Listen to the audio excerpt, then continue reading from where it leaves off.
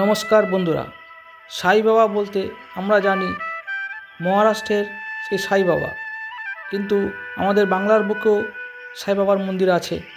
আমাদের বাংলায় কলকাতার খুব কাছে। কিভাবে সেই মন্দিরে আসবেন এবং কখন আসবেন সমস্ত বিষয়টা আমরা দেখাবো। আপনারা সঙ্গে থাকুন, দেখতে থাকুন শিরডি সাই বাবা। বাবু, তোমার নাম কি? विवेक। বিবেক। हाँ। আচ্ছা, এখানে ডালা কত করে পাওয়া যায়? 21, 51, 31, 101। ঠিক আছে। 21 रुपये दीजिएगा, ये रख लीजिए, आएंगे तो फिर ये करेंगे। পুজোর ডালা এবং কীভাবে পুজো দেওয়া হয় একটু বলবেন? সাইয়ের কোনো ব্যাপার না, আপনি যেরকম ইচ্ছে সে পুজো করতে হয়। 31 ডালা আছে, 51 ডালা আছে, 101 টাকাও ডালা আছে, আপনি পিস হিসাবেও নিতে পারেন। ঠিক আছে। আর একটা লাড্ডু একটা গোলাপ দিয়ে বাবাকে পুজো দিয়ে আসবে। মেন কি আছে পুজো দেওয়ার? মেন ছিল গোলাপ। গোলাপ। সেটা কি কালারের? লাল হলুদ যেটা হচ্ছে আপনার চয়েস। যেটা গোলাপ হচ্ছে গোলাপ গোলাপ দিয়ে পুজো দিতে হবে, তাই তো? গোলাপ ঠিক। বাবার পুজোয় গোলাপ লাগবে। আজ আমি এসেছি কলকাতার খুব কাছে সোদপুর গির্জার মোড়ে সাই বাবার মন্দিরে। দেখুন অপূর্ব সাই বাবার মন্দির। শিয়ালদা, নৈহাটি এই দুই দিক দিয়ে সাই বাবার মন্দিরে আসতে গেলে আপনাকে প্রথমে সোদপুর স্টেশনে নামতে হবে। সেখান থেকে টোটোতে 20 থেকে 25 টাকা নেবে, সোজা সাই বাবার মন্দির আসতে পারবেন। কন্যাগরের দিক থেকে আসলে গঙ্গা পার হয়ে কন্যাগর পানিহাটি ফেরি সার্ভিস, তারপরে ওখান থেকে টোটোতে সাই বাবার মন্দির। ডানলপ, ব্যারাকপুর বিটি রোড ধরে আসলে সুকচর গির্জাতে নামলেই হবে।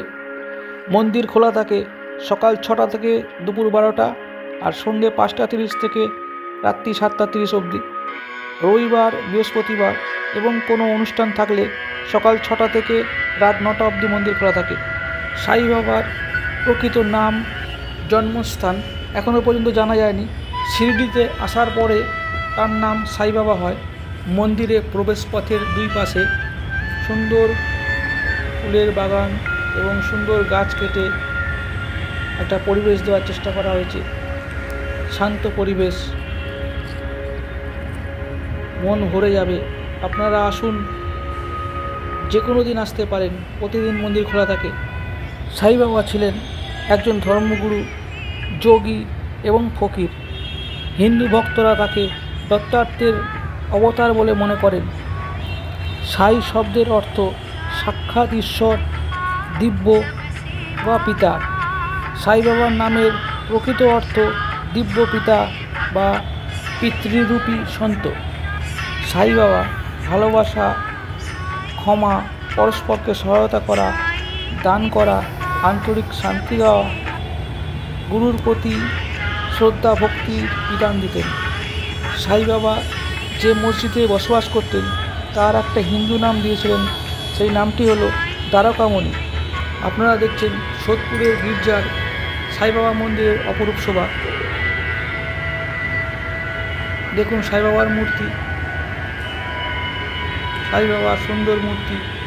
এই মন্দিরের প্রবেশ করার কোনো প্রবেশ মূল্য নেই। আপনারা আপনাদের সাধ্য মতন পুজো দিতে পারবেন। প্রয়োজনে একটা লাড্ডু দিয়ে পুজো দেওয়া যায়। সাই বাবার মেন যেটা দিতে হয় সেটা হচ্ছে গোলাপ। আপনি শুধু গোলাপ দিয়েও পুজো দিতে পারেন। আমি যখন ভিডিওটি করি তখন মন্দির ফাঁকা ছিল। বিকেলের দিকে এখানে প্রচুর মানুষজন আসেন, আপনারাও আসতে পারেন। যে সকল মানুষ মহারাষ্ট্রের সাই বাবা মন্দিরে গেছেন তারা এবং যারা যাননি তারাও আসতে পারেন বাংলার সাই বাবার মন্দিরে।